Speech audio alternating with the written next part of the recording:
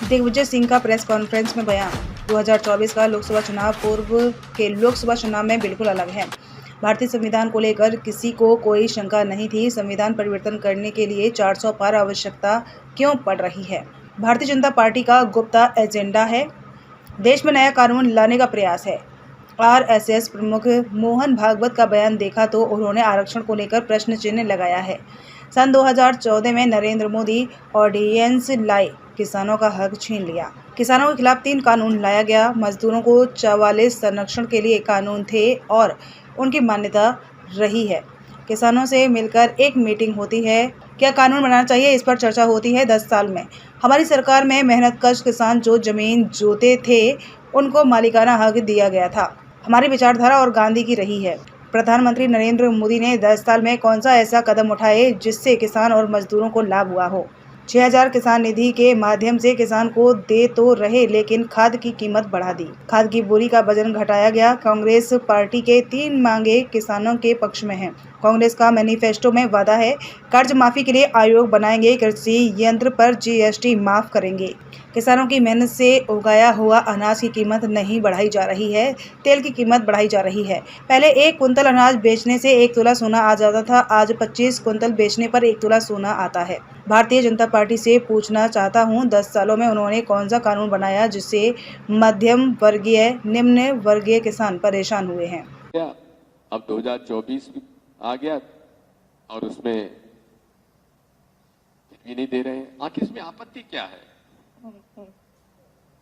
जिन नीतीश कुमार जी ने इसकी शुरुआत की थी और उसका घोर विरोध मोदी जी ने किया था, आज उन्हीं के साथ उन्होंने हाथ मिला लिया। आखिर किसी को इसमें आपत्ति होना नहीं चाहिए। 140 करोड़ के देश में जहां विभिन्न जातियां हैं, संप्रदाय हैं, समुदाय हैं, धर्म हैं, वहां पर कौन कौन से वर्ग की हिस्सेदारी हर क्षेत्र में है, जब तक सेंसस रिपोर्ट हमारे पास नहीं आएगी तो नीतियां कैसे बनाएंगे? इसलिए हम कास्ट बेस्ड सेंसस के पक्ष में हैं और उसके आधार पर ही नियम और नीति बनना चाहिए। देश में युवाओं में निराशा है, विशेषकर हम देख रहे हैं युवक हमारे उत्तर प्रदेश और बिहार में अनेक पद खाली पड़े हुए हैं, लेकिन भर्ती नहीं हो रही है। भर्ती का विज्ञापन निकाला जाता है, युवकों से एग्जामिनेशन फीस वसूल की जाती है और फिर वो रद्द हो जाती है। घोर निराशा है। देश के लाखों युवा फौज में भर्ती होना चाहते थे, सुबह 4 बजे उठ के दौड़ लगाते थे, फिजिकल एक्सरसाइजेस करते थे, लेकिन उनकी आशाओं पर भी पानी फिर गया। मुझे झांसी में एक युवा मिला, उसने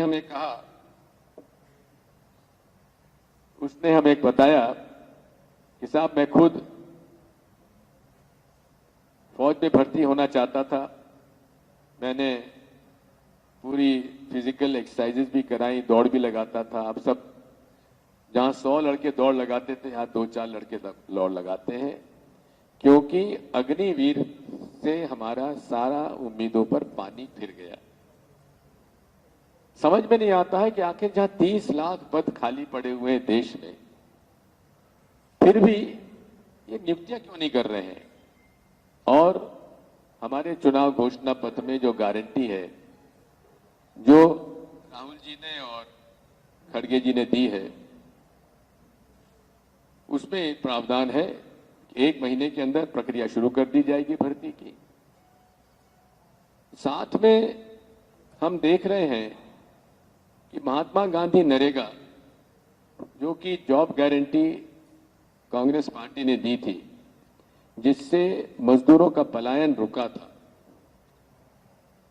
विशेषकर आप देखेंगे कि पूर्वांचल और बुंदेलखंड से बहुत बड़े पैमाने में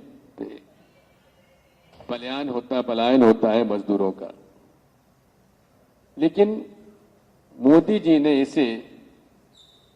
इसका मजाक उड़ाया था और कहा था कि मैं इसे इसलिए खत्म नहीं करूंगा क्योंकि ये कांग्रेस पार्टी का सबसे बड़ा ब्लंडर होगा। इसको प्रमाणित करने के लिए मैं इसे बंद नहीं करूंगा। लेकिन अब उसका श्रेय लेते हैं, लेकिन श्रेय तो ले रहे हैं लेकिन पेमेंट नहीं कर रहे हैं।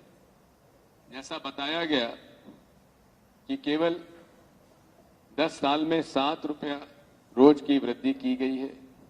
हम वादा करते हैं 400 रुपये महात्मा गांधी नरेगा की मजदूरी बढ़ा के दी जाएगी। इस तरह से मूल रूप से कांग्रेस पार्टी ने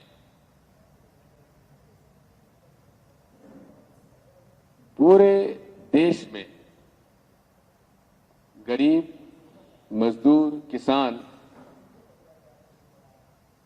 छोटा मध्यम व्यापारी, छोटा मध्यम उद्योगपति के हित में अपनी न्याय योजना प्रस्तुत की है।